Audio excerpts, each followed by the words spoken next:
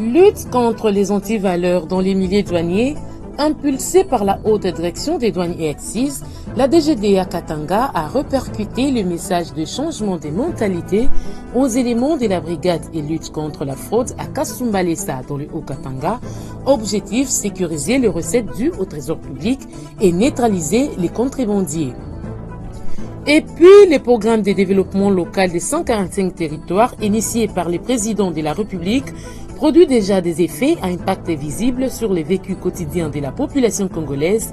Des bâtiments en dur sortent des terres sur l'ensemble du pays en général et dans 4 territoires de la province du Kwilu en particulier, dont Gungu, Idiofa, Masimanimba et Bulungu. Les développements de ces titres et bien d'autres, c'est tout de suite dans ces numéros de fiscalité et développement que vous présente Muriel Makiselutina.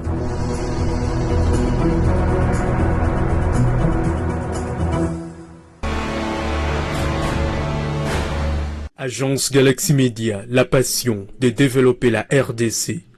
Tout le plaisir est pour moi de vous retrouver dans le cadre de votre magazine Fiscalité et développement, la grand-messe des finances publiques, questions économiques et dossiers de développement en République démocratique du Congo. Perpétuant la lutte contre les antivaleurs entamée par le directeur général de Douanes et Axis de DGDA, Jeanne-Blandine Kawanda-Walwom, la direction provinciale de la DGDA Katanga a répercuté ces messages des changements de mentalité au cœur des opérations douanières à Kasumbalesa auprès de la brigade douanière. C'est le sous-directeur Narcisse Pambou qui a été dépêché par René Kalala, directeur provincial de la DGDA Katanga, pour transmettre ces messages qui va booster davantage la maximisation des recettes du compte du Trésor public. Dans sa suite, Lambert Maramazani, notre correspondant dans le Grand Katanga. Mardi 4 avril de l'année en cours, la brigade douanière de Kasumbalesa a reçu la visite du numéro 1 de ce corps paramilitaire de la DGDA Katanga. En effet, le sous-directeur de la brigade et lutte contre la fraude a été l'envoyé du directeur provincial de la DGDA Katanga, dans cette ville frontalière située à 100 km de Lubumbashi, dans le Haut-Katanga. C'est donc une parade spéciale qui a été organisée pour permettre ainsi une communication tous azimuts. Le sous-directeur Pambou a invité son personnel de la brigade douanière à plus de vigilance pour répondre aux attentes de la commandante en chef, Jeanne-Blandine Kawanda, directeur général de la DGDA, et elle-même engagée pour redorer l'image du douanier, jadis terni par la fraude. L'heure est au changement de mentalité, et ce changement doit propulser nos recettes, parce que nous devons abandonner les antivaleurs. Et les gens qui veulent s'écarter de cette logique-là, ils seront sanctionnés suivant les dispositions légales et réglementaires. Chers brigadiers, j'attire votre attention pour que vous puissiez travailler correctement. Quand vous arrivez à la frontière, c'est la jungle. Les gens travaillent très très mal. Ça ne sera plus un cours des moyens méthodes de vérification qu'on doit vous dispenser ici, parce que vous connaissez les techniques. Si vous voulez, vous pouvez. Il y a moyen que nous puissions changer notre façon de faire les choses pour rechercher les recettes de l'État congolais.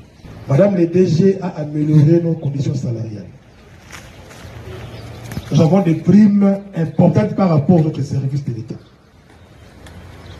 Pourquoi ne pas l'aider à mieux faire les recettes? Pourquoi ne pas abandonner les vieilles habitudes pour faire des recettes?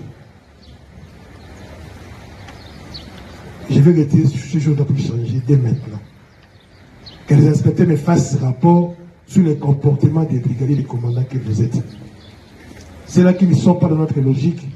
Nous allons appliquer les sanctions les plus sévères. Religieusement suivi par ses interlocuteurs, Inspecteurs, contrôleurs, commandants et brigadiers, ce message a eu aussi un enthousiasme auprès du chef local de Kasumbalesa Whisky. Le sous-directeur Aimé Kiloucho a applaudi cette initiative et a invité son collègue de la brigade à perpétuer ce genre de contact propice à la mobilisation plus accrue des recettes dans cette cité minée par la fraude et la contrebande. Monsieur le sous-directeur, vos propos ont été clair, net, concis et précis. Et donc,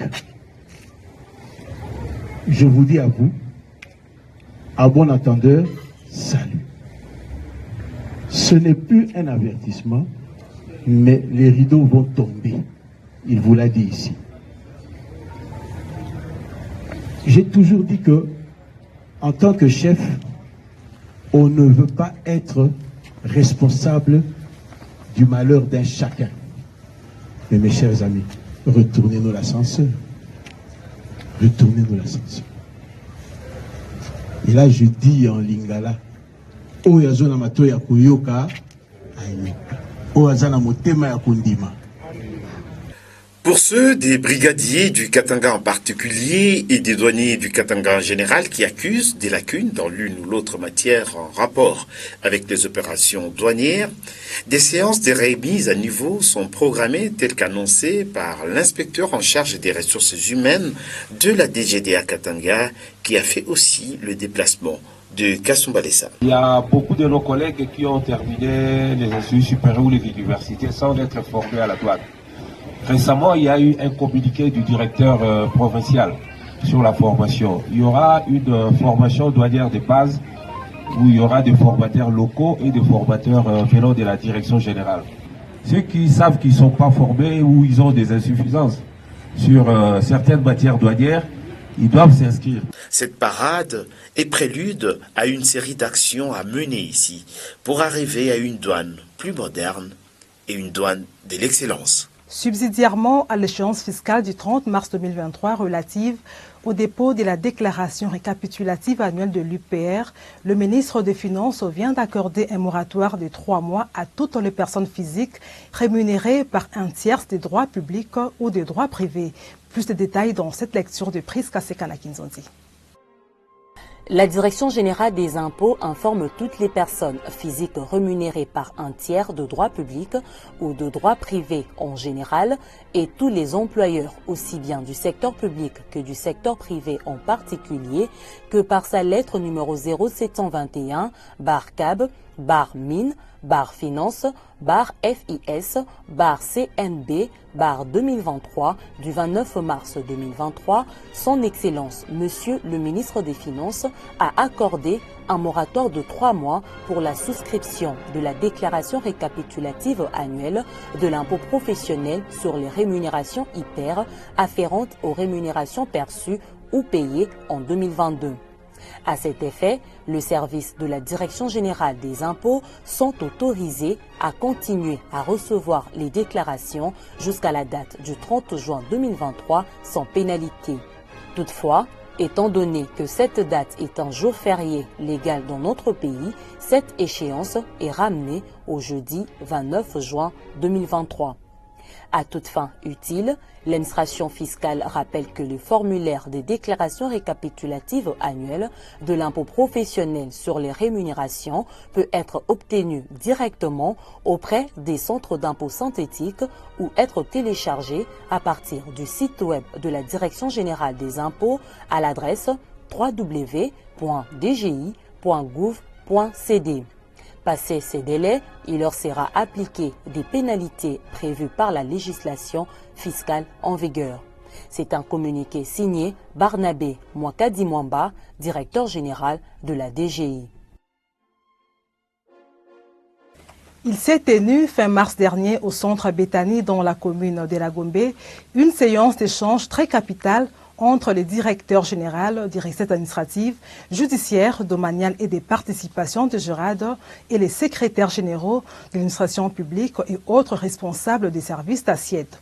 Les deux parties ont procédé à l'évaluation des résultats obtenus en 2022 et discuté aussi sur les priorités stratégiques à mettre en place en vue d'atteindre voire dépasser les assignations budgétaires de 2023 fixées à 3 950,1 milliards de francs congolais avant de signer les protocoles d'accord sur la mobilisation des recettes non fiscales de l'État. Retour sur cette activité avec Didi Mavambu Nombolo Pepe sur les images de Fonfon Makitoudoma. Devant les secrétaires généraux et autres responsables des services d'assiette, le directeur général de la DGRAD, Jean-Parfait Ntabala Mourandikire, a d'abord commencé par présenter les bilans relatifs à la mobilisation des recettes non fiscales de l'État en 2022.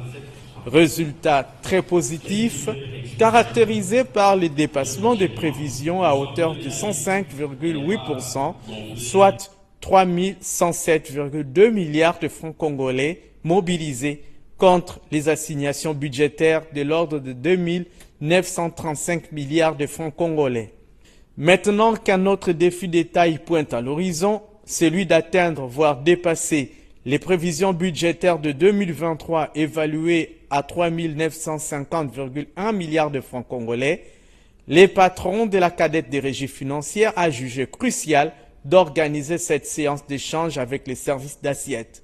Le mobile étant d'identifier les faiblesses liées à la mobilisation des recettes non fiscales dans certains services d'assiette afin de cogiter sur les stratégies à mettre en place pour répondre positivement aux attentes du gouvernement.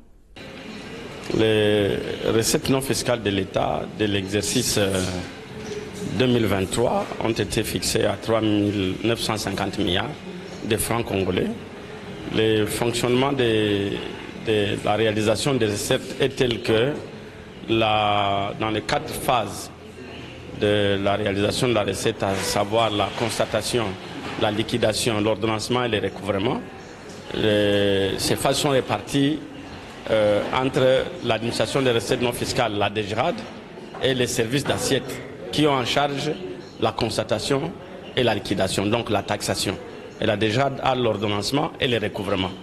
Il va donc de soi que nous puissions travailler ensemble, faire l'évaluation de l'exercice passé ensemble, voir où est-ce qu'il y a eu des ajouts au budget par rapport aux différents actes générateurs de recettes qui les concernent et tirer ensemble des stratégies pour que les assignations de 2023 soient réalisées. Ensemble, nous sommes dit que les différentes mesures qui accompagnent la réalisation des recettes non fiscales qui sont contenues dans la loi portant un budget de l'exercice 2023 soient intériorisées, soient exécutées et que nous puissions donc arriver aux assignations qui ont été données. Des facteurs à la base des performances et contre-performances observées dans certains services d'assiette ont fait l'objet des échanges entre Jean-Parfait Ntabala et les secrétaires généraux de l'administration publique. Les services de taxation ou d'assiette qui interviennent à l'étape de la constatation et de la liquidation veulent plus de soutien de la part du gouvernement afin qu'il soit en mesure de produire des résultats concluants. Le déploiement du logiciel Logirad dans toutes les directions provinciales fait partie des priorités stratégiques de la DGRAD. Cette séance d'échange a aussi été marquée par la signature de protocoles d'accord sur la mobilisation des recettes non fiscales entre d'une part le directeur général de la DGRAD et d'autre part les secrétaires généraux représentant les services d'assiette. Lors de la 93e réunion du Conseil de ministres qu'a présidé le chef de l'État, Félix Antoine Tshisekedi Tshilombo, le vendredi 7 avril 2023, le Premier ministre Jean-Michel Samalou Kondé a insisté sur la nécessité pour le gouvernement de proposer une nouvelle approche post-crise économique devant faciliter la transition de l'économie informelle vers un nouveau modèle formel. Le ministre de la Communication et Médias, porte-parole du gouvernement, Patrick Mouyaya Katembwe, en a fait les comptes rendus à partir de la Cité de l'Union africaine. Regardez.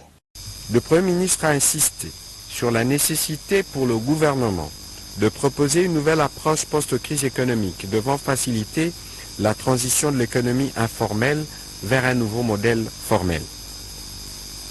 À cet effet, le vice-premier ministre, ministre de l'économie nationale, le ministre de l'Emploi, Travail et Prévoyance sociale, ainsi que celui de l'entrepreneuriat et PME, celle de la formation professionnelle aussi, ont été chargés de présenter dans le prochain jour au Conseil des ministres les termes des références de cette problématique pour des actions concrètes devant enclencher ces processus de formalisation de l'économie nationale. Dans les mêmes élans, le Premier ministre chef du gouvernement a encouragé la poursuite du processus de rationalisation et de mise à jour de l'ordonnance numéro 79/021 du 2 août 1979 portant réglementation du petit commerce et du commerce d'État en République démocratique du Congo afin que l'ordre revienne dans ces secteurs et que force reste à la loi. Afin de se conformer aux instructions du président de la République, chef du gouvernement, sur la sous-traitance au profit des entrepreneurs nationaux, en vue de l'émergence de la classe moyenne, le Premier ministre chef du gouvernement a invité le vice-premier ministre, ministre de l'économie nationale et d'autres ministres sectoriels, particulièrement ceux de la commission ECOFIN du gouvernement, de se pencher sur cette double problématique de l'exercice du petit commerce et de la sous-traitance dans notre pays pour un examen approfondi assorti des actions à mener à court terme en vue de la mise en œuvre des lois en la matière.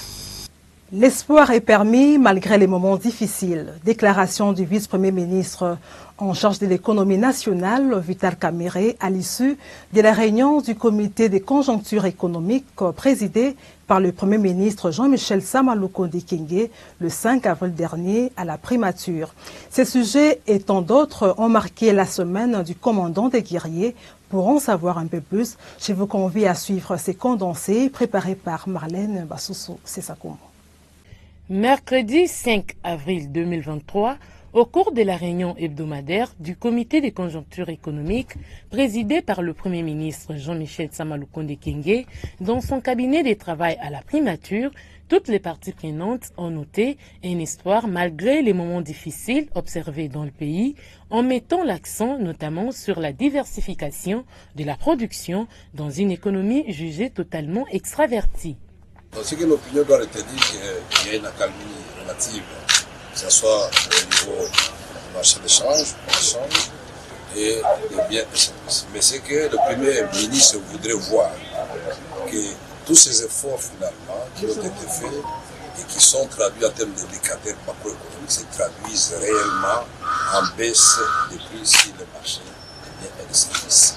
Mutation de l'idéologie à la plateforme politique et électorale pour ambition de soutenir la vision du président de la République, Félix Antoine Tshisekedi Tshilombo, en vue de lui permettre d'obtenir un second mandat aux élections prochaines en RDC. La cérémonie a eu lieu mercredi 5 avril 2023 au Salon Rouge de Pullman Hotel Kinshasa sous la présidence du Premier ministre Jean-Michel Sama-Lukonde qui avait à ses côtés le président de l'Assemblée nationale Christophe Mbosso Kodia, les vice-premiers ministres, ministre de la Défense nationale Jean-Pierre Bemba Gombo et son collègue chargé de l'économie nationale Vital Kamerhe Lwakanyingini. En effet, plus de 300 partis politiques, en ordre avec les documents administratifs dûment reconnus et délivrés de main de maître par les services publics, dont le ministère de l'Intérieur, Sécurité et Affaires coutumières, ont été représentés par leurs présidents statutaires. Le même mercredi 5 avril 2023, le patron de l'exécutif national a tenu une réunion d'évaluation relative à l'organisation de la 9e édition des Jeux de la francophonie. Pour le gouvernement de la République, plus question de douter sur la tenue de ces Jeux prévus en RDC en fin juillet et début août 2023. Nous sommes plutôt optimistes au regard des rapports qui nous ont été faits sur les déroulements de travaux, tant sur le plan organisationnel pour tout ce qui concernera hébergement, restauration, transport, que sur les plans des infrastructures. Moi-même, j'ai eu l'occasion de voir le site de l'UNIKIN avec le ministre de l'Enseignement supérieur il y a quelques jours. Et donc, de ce côté-là, il y a peu d'inquiétude à se faire, mais il faut simplement donner un coup d'accélérateur sur les différents points pour nous assurer que les différents prestataires soient dans les délais, parce qu'il faut bien qu'on ait le temps de nous concentrer aussi. Il y avait le nouveau ministre des Sports qui siégeait avec nous parce qu'il faut préparer les athlètes, il faut préparer les aspects culturels et il faut faire un peu plus davantage dans la communication. Nous avons déjà Massano, je pense que tous les Congolais doivent s'habituer à les rencontrer parce que les Jeux, c'est les grands rendez-vous que les Congos donnent aux jeunes de tous les pays francophones. Il faut que tout le monde soit prêt.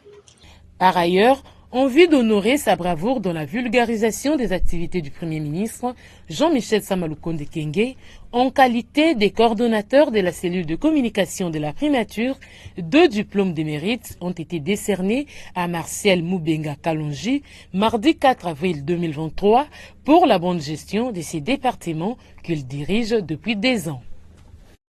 Des nouvelles dimensions intègrent le programme de développement local des 145 territoires à la grande satisfaction des populations. Des bâtiments en dur sortent des terres dans les 4 territoires de la province du Kwilu, dont Gungu, Idiofa, Masimanimba et Bulungu. Un élan qui s'explique par la mise en pratique de ces programmes initiés par le chef de l'État sous la supervision de la cellule d'exécution des financements en faveur des États fragiles CFF. Regardez.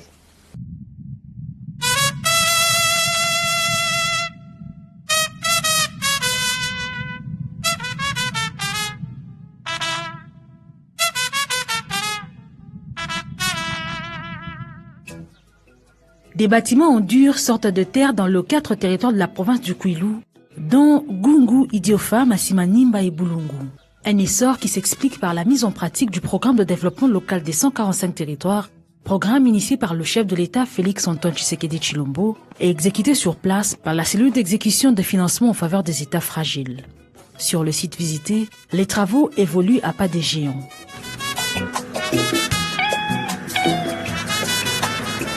Dans le secteur d'Obelo, territoire d'Idiofa, ou dans le secteur Lukamba, territoire de Gungu, le projet de construction des écoles primaires Belo et Mafuta vont permettre de favoriser un accès équitable à l'enseignement primaire secondaire, aussi améliorer les conditions d'apprentissage dès la rentrée de classe prochaine.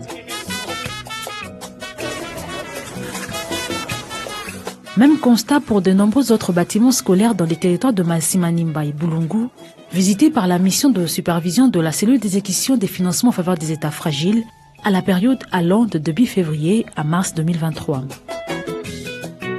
Chaque nouvelle école construite dans le cadre du programme de développement local des 145 territoires aura des bâtiments comprenant 6 salles de classe équipées en bancs et pupitres, bureaux de direction, salles polyvalentes, latrines pour élèves et corps enseignants.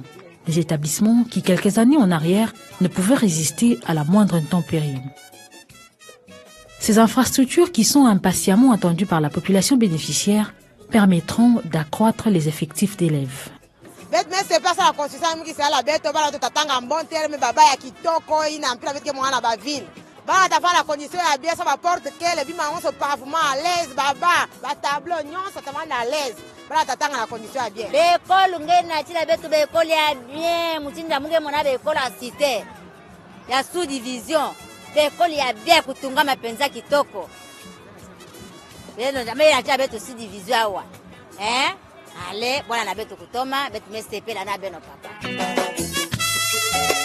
Les ouvriers rencontrés sur les chantiers sont plus que motivés à atteindre l'échéance fixée dans l'exécution des travaux. Selon la force des activités que nous sommes sur terrain, l'entreprise est organisée et déterminée. Et la CSF va recevoir des ouvrages de bonne qualité et tant que des ingénieurs nous sommes sur terrain. Et l'entreprise aussi a donné des ingénieurs qui sont aussi compétents, des superviseurs qui sont aussi compétents à cette activité. Vraiment, les ouvrages seront aussi de bonne qualité. Nous avons des matériaux sur le site. Nous espérons qu'avec l'expérience, avec la volonté, on va finir dans les délais. L'ex-Grand Bandundu bénéficie donc dans son entièreté du programme de développement local des 145 territoires. Pour ce faire, le gouverneur de la province du Kwilu a officiellement lancé les travaux qui viennent donner le départ de cet élan à pouvoir mettre fin aux inégalités entre les provinces. Après 4 mois, ça la inauguration. Que banzonka na ya mpamba avec Dieu, que nzonka na nzonka na tiba ban na kati, tiba toilette, tiba toilette bureau. Na Mingwangwa, centre de santé moderne. Gatavanati, équipement nyonso complet. Na yo, betavana obligé na ko affecter du médecin pam. Betke kwe na malembe. Tima nyonso ke banaka na moche, des avekuma na mi. Le programme de développement local des 145 territoires vient également résoudre le problème de la couverture santé universelle. Les infrastructures sanitaires sont également en construction. Les bâtiments de soins équipés d'une capacité de 14 lits, avec hall pour malades, un bloc sanitaire, fosse à placenta, incinérateur, des citernes, des fosses septiques et de puits perdus.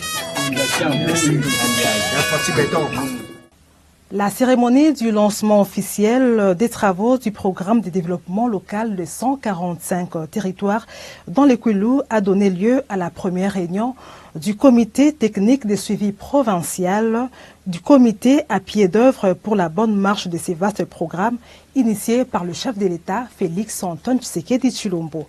Ainsi, aux entreprises œuvrant sur place, le gouverneur de province Willy Ichundala les a rappelés au respect du délai fixé avant la livraison de premières infrastructures. Suivez.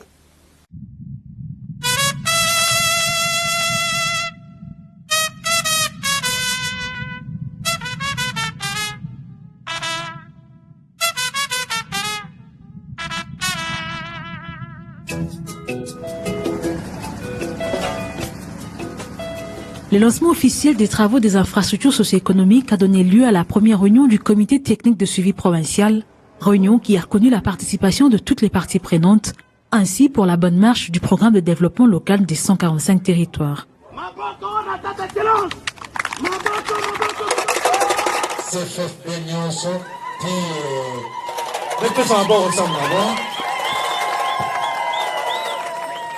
Le 24 février 2023 à Kikwit, le gouverneur du Kwilu, à l'heure de la cérémonie du lancement officiel de travaux, rappelait aux entreprises les échéances à respecter avant la livraison des premières infrastructures dont les travaux évoluent à grands pas.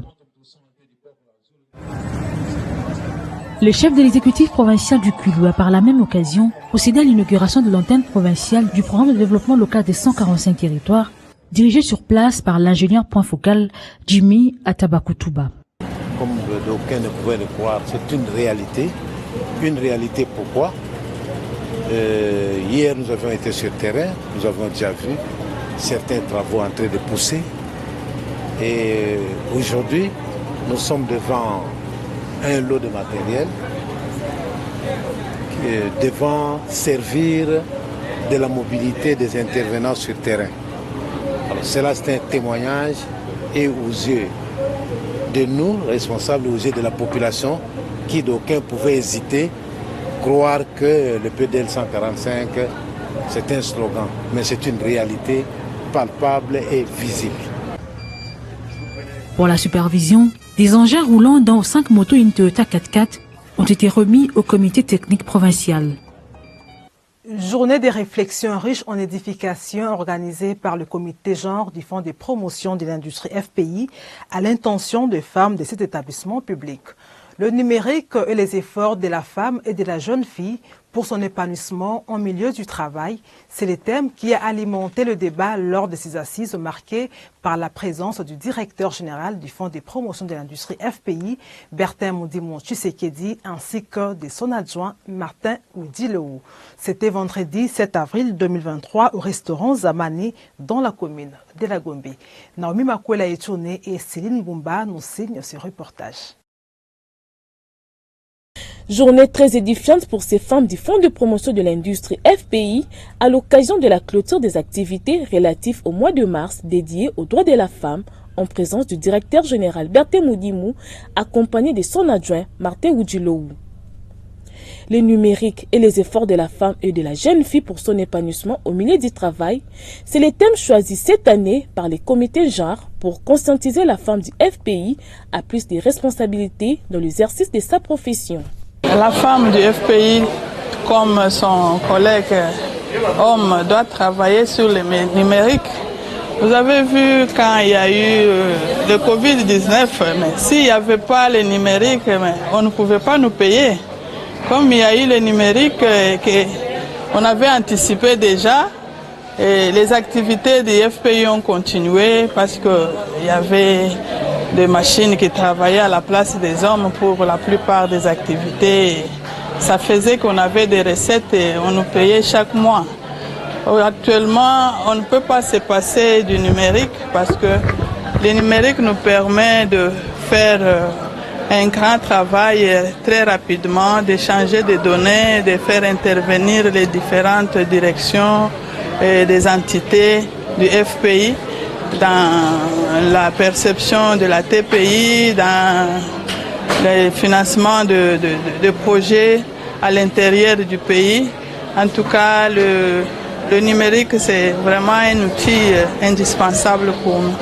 Cette journée de réflexion a permis surtout à ces personnels féminins du FPI d'acquérir beaucoup de connaissances sur les différents domaines de la vie à travers les experts qui ont exposé notamment sur l'entrepreneuriat, la nouvelle technologie de l'information et de la communication, ainsi que le leadership, afin de pousser ces femmes à l'excellence et à l'esprit de créativité ou d'innovation. Le FPI a toujours organisé des journées de réflexion pour amener aux femmes de se prendre en charge, pour que la femme du FPI se connaisse. Comme Socrate l'a dit, connais-toi toi-même. La femme du FPI doit connaître l'informatique, doit utiliser l'outil informatique. C'est très important. C'est pourquoi on a toujours organisé des différentes journées de réflexion toutes les années et avec des différents sujets. Ce cadre a été propice pour le directeur général Berthe-Moudi Tshisekedi d'exhorter la gente féminine à donner le meilleur d'elle-même pour l'avancement du Fonds de promotion de l'industrie. Ce que je peux vous dire, c'est l'exhortation que nous lançons à chacun de pouvoir donner le meilleur de lui-même pour que nous puissions assumer la responsabilité et le destin de cet établissement public. Je veux dire qu'il faut qu'il y ait suffisamment d'efficience et d'efficacité dans le comportement de chacun, parce que nous sommes dans la vision d'une gestion axée sur les résultats, et chacun doit, là où il travaille, donner le meilleur de lui-même pour atteindre ces résultats. Nous ne pouvons pas améliorer nos conditions avec le manque d'assiduité au travail, le manque d'application, le manque de pouvoir, d'un peu de morale et d'équité dans ce que nous sommes en train de faire. Vous êtes agent, vous devez donner le meilleur de vous-même pour améliorer la production au sein de FPI. Et c'est cette production qui sera répartie entre nous suivant les principes reconnus de la répartition de la richesse. Les femmes en général et celles du FPI en particulier sont invitées à l'usage intelligent du numérique et à l'esprit entrepreneurial pour contribuer au développement du pays et à la lutte contre la pauvreté. Restons toujours au fond des promotions de l'industrie FPI. Contrairement aux rumeurs qui ont circulé à Mbuji-Mayi, faisons état d'un arrêt des travaux de construction de la route nationale numéro 1 Mbuji-Mayi-Kananga. Il n'en est pas le cas. Les travaux se poursuivent. Précision donnée par la vice-gouverneure de province, Julie Kalenga, qui a été sur le terrain pour évaluer l'exécution des travaux réalisés par l'entreprise égyptienne Samkrut. Au stade actuel, les travaux se poursuivent à hauteur de 4 km du point kilomètre zéro. Regardez.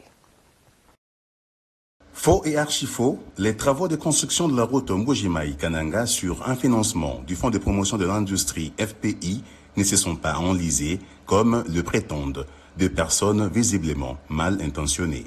À ce jour, nous apprenons que les travaux de déblayement, de terrassement et d'enlèvement des herbes pour ouvrir l'emprise de la route se sont déjà réalisés sur une distance de 4 km en quittant le point kilomètre zéro, soit le rond-point Petrombu. Et pour couper court aux rumeurs, l'exécutif provincial a été sur le terrain pour constater l'évolution des travaux exécutés par l'entreprise égyptienne Samkrut. Le vice-gouverneur de la province du Kasaï oriental, Julie Kalenga, qui a été dépêché sur le terrain, a reçu de la part des ingénieurs commis à la tâche toutes les informations nécessaires quant à l'évolution des travaux. Un détail, et pas de moindre, a été donné au vice-gouverneur. Au stade actuel, la pluie dérange toute la programmation sur l'évolution des travaux sur les premiers kilomètres situés dans la zone urbaine. Aussi, la problématique du déplacement du réseau de distribution d'eau ainsi que des quelques poteaux électriques ciblés constituent encore un obstacle puisque les premiers 4 km sont déjà prêts à recevoir les graviers et les géotextiles. Mais en attendant, pour ne pas perdre du temps, Samkrut a dû déplacer les engins au point kilomètre 6 où Ils sont déjà à pied d'œuvre avec les travaux de déblayement du sol. Notre projet est divisé. Il y a deux zones. La zone là-bas, c'est une zone qui a beaucoup d'obstacles. Vous avez les maisons, vous avez les lampadaires, vous avez le réseau différent, les fibres optiques, le régie des eaux, beaucoup de choses qui doivent être étudiées. Et il y aura beaucoup de démolitions aussi là-bas. C'est-à-dire que c'est un peu compliqué là-bas. Là-bas, c'est pas facile de travailler avec tous les obstacles là. C'est pour ça qu'on attend jusqu'à que toutes les choses soient réglées là-bas. On travaille là-bas étape par étape. On ne peut pas attaquer une fois là-bas avec toutes les populations, avec toutes les circulations et tout ça. Mais ici, c'est différent. En plus, ici, les circulations, c'est un peu facile. On peut bloquer la route, on peut trouver les déviations pour travailler facilement. Et dans la saison sèche, on va attaquer plusieurs des endroits là-bas même. Nous sommes toujours déjà dans le délai. Et sur un autre registre, en ce qui concerne le projet de la centrale photovoltaïque de Chipuka, les travaux se poursuivent normalement. À ce jour, soit à fin mars 2023, l'entreprise égyptienne Assam Alan Pesesco a déjà procédé à la pose des 10 133 panneaux solaires sur un total de 24 480 prévus sur l'ensemble du projet sur ce site, ce qui fait une moyenne d'un taux d'exécution globale de travaux de 41,39%. Mobiliser autrement la taxe des promotions de l'industrie pour financer autrement les projets, tel est le credo du Fonds de promotion de l'industrie FPI, pour lequel la haute direction de cet établissement, dirigée par le directeur général Bertin Moudimou Tshisekedi, ne lésine pas sur les moyens à mettre en œuvre pour y arriver.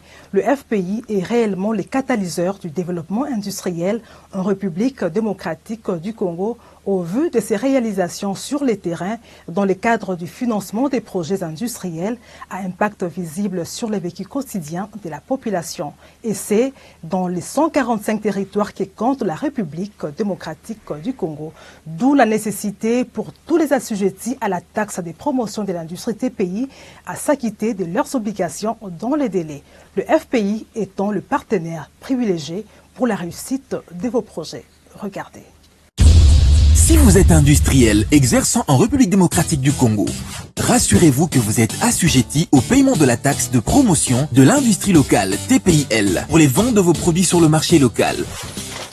Dans ce cas, collectez et reversez mensuellement la taxe de promotion de l'industrie locale au taux de 2% du prix du revient industriel. C'est contribuer à la pérennisation du cycle de financement des projets industriels en RD Congo. Tenez, la taxe de promotion de l'industrie locale est une parafiscalité préaffectée au financement des projets industriels. Ceci est un message du Fonds de promotion de l'industrie. FPI, votre partenaire privilégié pour la réussite de vos projets.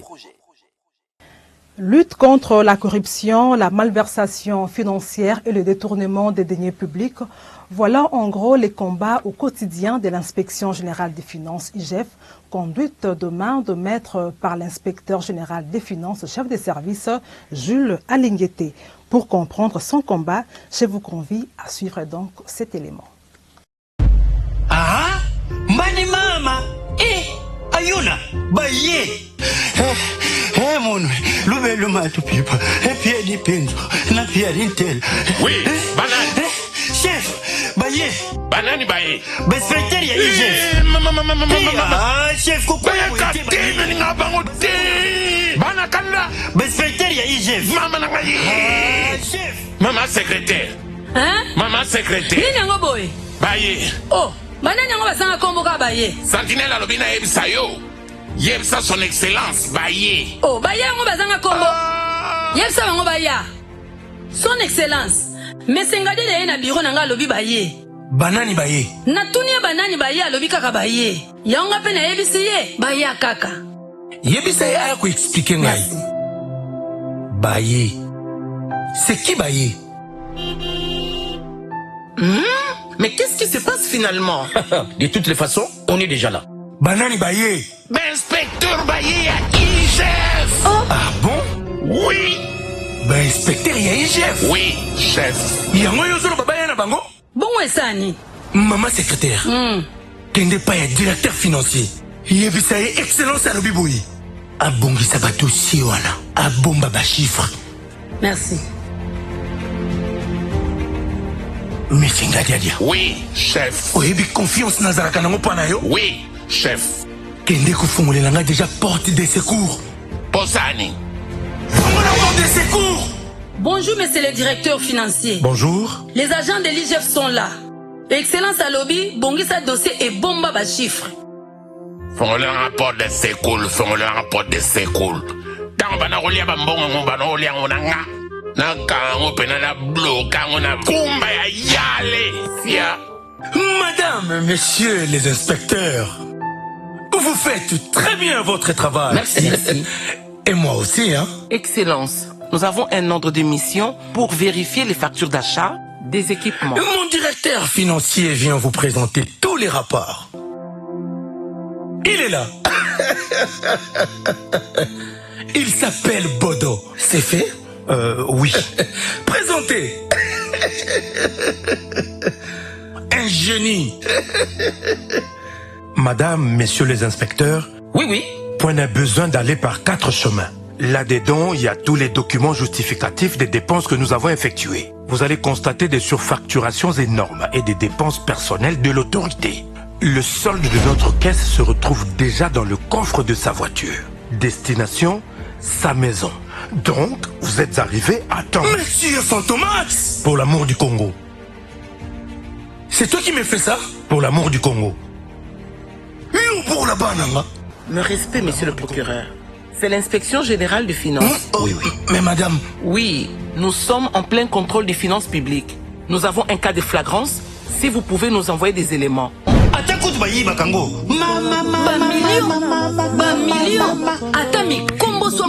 Mais c'est l'agent, s'il vous plaît.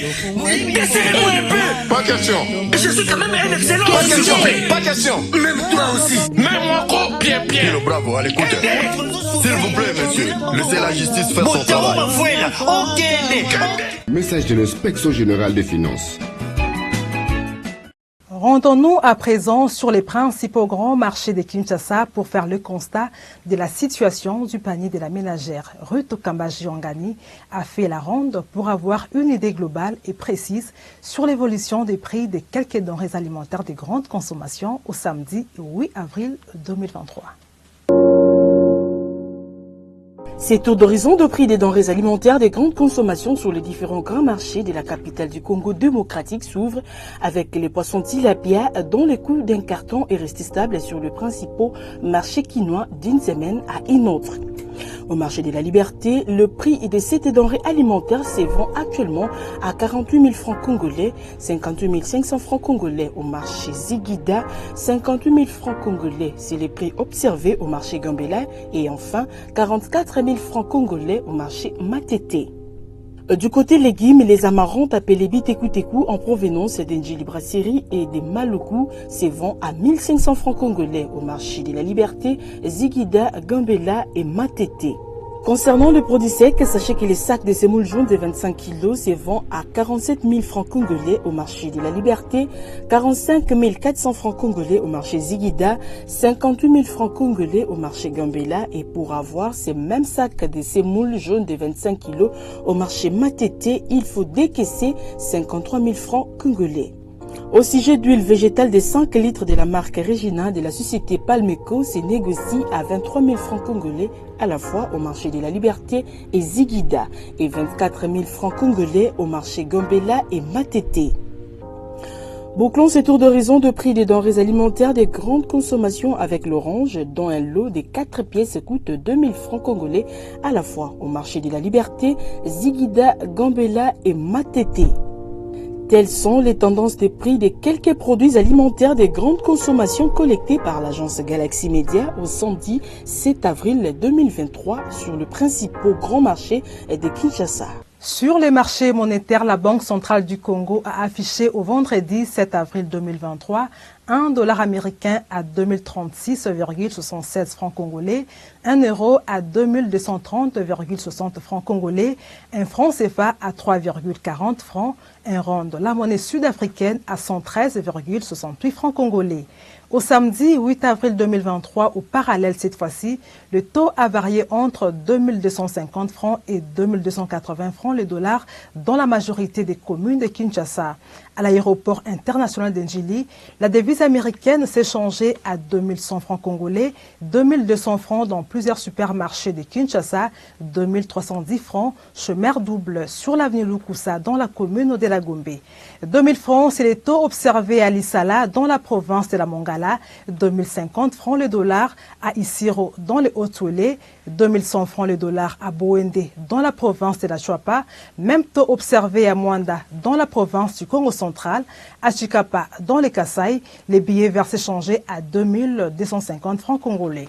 Enfin, le pic du taux de change parmi les provinces contactées à l'intérieur du pays a été observé ce week-end à Kolwezi, dans la province du Lualaba, où $1 américain a valu 2280 francs congolais. Le nouvel des cours de principales matières premières sur les marchés internationaux au deuxième fixing du samedi 8 avril 2023, dans cet élément signé Didi Mavambo Nombolo Pepe Frédéric.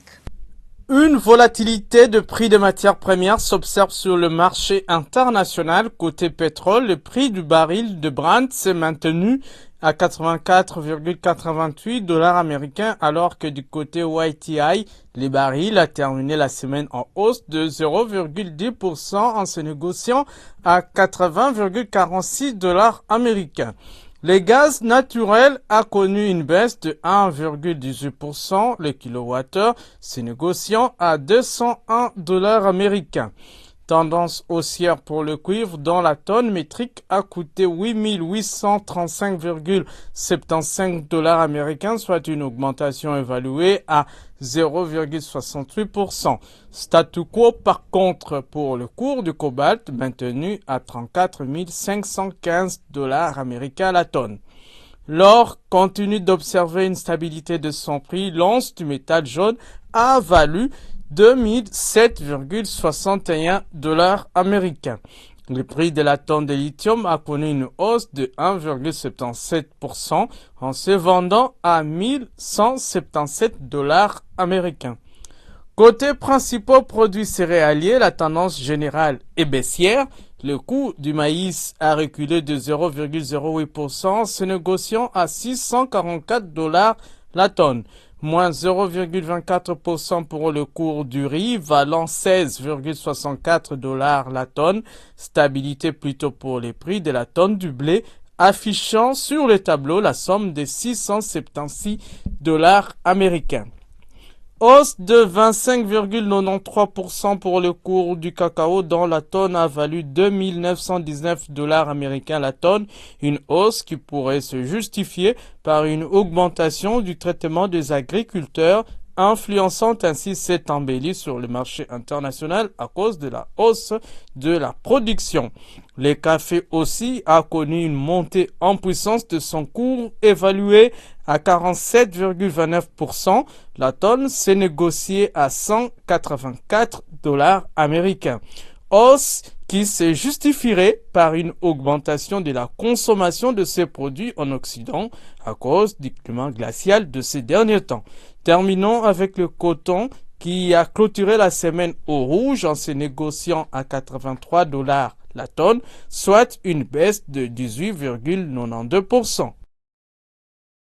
Mesdames et messieurs, la grand-messe des finances publiques, fiscalité et développement est ainsi dite. Merci de l'avoir suivi sur l'ensemble du territoire national. Au revoir et à très bientôt.